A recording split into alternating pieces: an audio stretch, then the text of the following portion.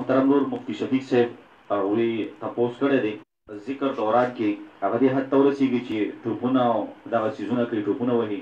او بعضې خلک بعضې وخت داسې حرکات کوي چې هغې نه د جومات بېادبي کېږي نو دوی وایي چې د داسې قسم له ذکر څه حیثیت دی او دې سره سره بل سوال دا راغلی دی هغوی وایي چېرې ستاسو تصوف سره او پیري مریدۍ سره څه تعلق شته دی او که نشته یو پیري مریدي څنګه د دې حکم ورته دې بیان کړي. دا اول شفیق صاحب دا اول سوال جواب دا دی چې دا کم خلک وجد کې راشي ټوپونه وهي د دې متعلق چې ما خپله لیدلي په خپلو سترګو باندې هغې ګوي تاسو واورئ. اول دا خلک چې هغه په زړه باندې اشارې ورکوي یا ټوپونه وهي دغه خلک قصدن کوي هېڅ قسم په دوی باندې وجد نه وي راغلی هېڅ قسم بېهوشي په دوی نه وي راغلی. د دې تاسو وایئ د ځان نه وایئ بدګماني کوئ د ځان نه وایم. په پړشیار کې مولانا محسن صاحب چترالي صاحب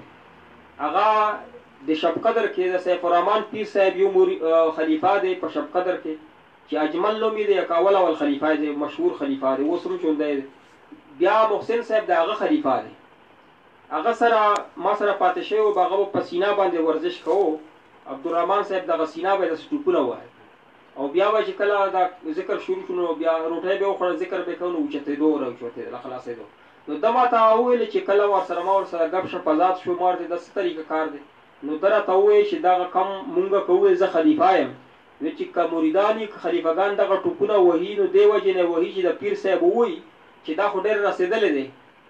که څوک دا ټوپونه نه وایي نو پیر صاحب ورته په ښه نظر سره نه ګوري او دغه زړه باندې چې ټوپونه ووایي دغه یو پرکټس دی ما ته یې وویلې داسې کوه داسې که څو ځلې چې وکړو نو هغه روان شو. وایي دغه زړه کولویږي نه په ذکر وی دا یو پرکټس دا سینه داسې ډچېږي ډچې ډېر کسانو به تاسو لیدلي دا سینه ډچېږي ډچې او زه راپکې وایي دا مونږ قصدن کوو. نمبر 1 دغه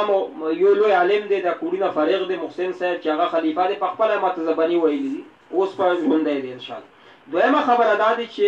یو خلیفه صاحب په افغانستان کې هم دا سیف الرحمن په شان باندې و چې کله به روټۍ وخوړه مونږ ته یې دعوت راکړی چې کله روټۍ شروع شوه وخوړله شوه ښه مړه شول نو بیا ذکر شروع کو یو ورته نعت شروع کو ذکر شروع کو خلیفه صاحب ناست و نو دا ټوپونه یې شروع کړه اخوا دېخوا نو یو کس باندې را باندې کړی یو کس یې ووهله ما سره ناست و نږدې چې کله دوی نه د هغه وجد او د پیریان میریان لاړل نو هغه د پلټیکلی امام اوس وفات شوی الله دې وبخي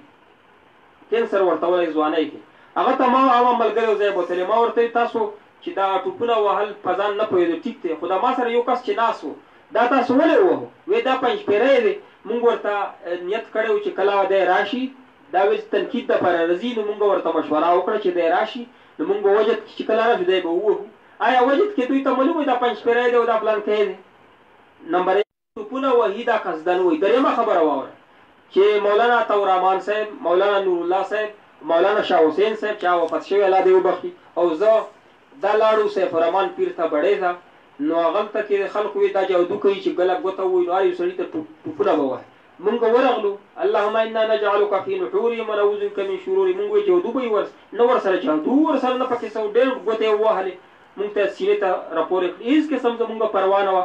نو که تا قصدن ټوپونه وهې نو بیا خو ماشومان یې وایي ماشومان ټوپونه وایي چې خلک وایي دا ماشوم خو ورسېدو دا خلک یې وایي دا قصدن ټوپونه وایي. یو ملا صاحب ما بیان اورېدلی چې ته ټوپونه وجد کې راځې نو دریم چت ته وخوږه بیا وجد کې راشه چې پته دې ولګي چېرته دریم چت کې ته وجد کې راشه نو چېرته تا اورېدلی چې پلونکي پیر صاحب مرید صاحب دا کوی نه راوغورځېدو لاندې د منزل نه لاندې دا دې اورېدلي نه دا نه کوي دا قصدن کوي بېهوشي په دوی باندې نه راغلي وجد کې قطعا نه راځي دروغ وایي. نو دا یو بدعت چې روان کړی په جومات کې ټوپونه وایي او ګډا ته زړه وشي ډانس ته زړه وشي نو وروسته ورته یو میوزیک په طرز باندې نظم وایي نعت نه وایي نظم وایي زما پیر صاحب داسې خبرې کوي دا نظم وي دا نعت نه وي نو دی ورته ګډا شروع کړي روانه کړي ګډا هم شوقي پوره شي روټۍ هم ازما شي خو د جومات بیا هم وکړي او دې دپاره بیا داود علیه السلام مثالونه پیش کوي چې داود علیه السلام به کله چې تلاوت کوو نو د زبور تلاوت پې چې کوو مرغان به راوغورځېدل غرونو به ورسره وې نو غرونو چې ورسره وې دا هغه وجد کې راتلل دا دې دا معنی چې مرغانو یا غرونو به ورسره وې دا به وجد کې روان به شول نو دا د دوی کم دلایل دي د ځان نه جوړ کړي دا بدعتیان دي مبتدعین دي ځنه بدعت د دوی داسې دي چې هغه شرک ته رسېدلي کفر ته رسېدلي دې خلکو نه ځان وساتي دغه پیرانو مریدانو په وجه سره دا صفا تصوف چې دی بدنام شوی. علماء دیوبند کې صحیح تصوف شته، څومره تصوف ملګري دي علماء کرام دي، د دعوت تبلیغ کار کوي یا مدرسې چلی یا جهاد قتال فی سبیل الله کوي. نن هم په افغانستان کې ما الحمدلله علماء دیوبند شروع دي د امریکای خلاف. امریکای ته شکست ورکړه الحمدلله، روس ته شکست ورکړه، برتانیې ته شکست ورکړه، روان دي. دا علماء دیوبند دي، د کې پیریو مرید شته. خو دغه خلکو وشرموله چې هغه په جوماتونو کې ټوپونه وهي او خلک ورسره پسې روان دي. نو زه وایم چې د عقل له خلکو کار نه کوي، د خلکو پسې کوم پیر ټوپ وایي او مرید ټوپ وایي. دا خو عیاش خلک دي، د پسې روټۍ ازموي چې دومره وجد کې لږ کمزوري پکار، دومره خېټه پکار د پیر وي. پیر خو کمزوري پکار دی، الله یې نه سړی کمزوري وي نو دومره غټ پیر چې خېټه دلته دی دلته راځي خېټه دلته وي لاس په وایي. داسې پیر دی، داسې پیرانو نه علماء دیوبند کې او تصوف باندې کې تصوف څنګه تصوف چې کوم خلک علماء کرام تصوف سره سلوک سره تعلق دی هغه څومره مقبول دی، قیامت پورې مقبولي. دا د تبلیغ کار روان کړي، مدرسې روانې کړي د علماء دیوبند، جهاد کار روان کړي دي، خانقاه روانې کړي دي علماء دیوبند. ډېر کارونه کوي، صفا سوتره دین د علماء دیوبند دی. پیری او مریدي چې څوک کوي دغه خلک روحاني طور باندې ترقي کوي. او موږ په باره کې تاسو ویلي دي، نو موږ اول زما په خپله باندې مولانا مدرار الله صاحب چې کوم دی ذوالفقار نقشبندي رحمت الله دامت برکاتهم نه بیت دی ورزي هم ام رمضان کې، او زمونږ بیت اول حکیم محمد اختر صاحب نه هغه چې وفات شو، الله دې جنت کې اوچته درجه نصیب. بیا مفتی پیر مختار الدین د کربوغی شریف نه غلطه ما بیت وکړه. مفتی سبحان الله جان صاحب د امداد العلوم موږ دواړه ورغلیو. ډېر شریف سړی دا مختار الدین صاحب، ډېر نیک پرهیزګاره سړی دی، په خپل لاس زموږ خدمت وکړو، ډېر ته متاثره شو. الله پاک دې ته اوچت ډېر عمر ورکړي، درجې دې الله ورکړي. د ده هم سید الله شاه صاحب چې کوم د دارالایمان کې د ده خلیفه دی، هغه نه خلک مستفید کېږي. مولانا شفیق صاحب موږ سره راغلی دی، هغه مرید دی زموږ په دارالافتا کې، زموږ سره شاګرد دی. او سید الله شاه صاحب سره هم هغه مرید دی. او نور علماء کرام چې ښه پیران دي،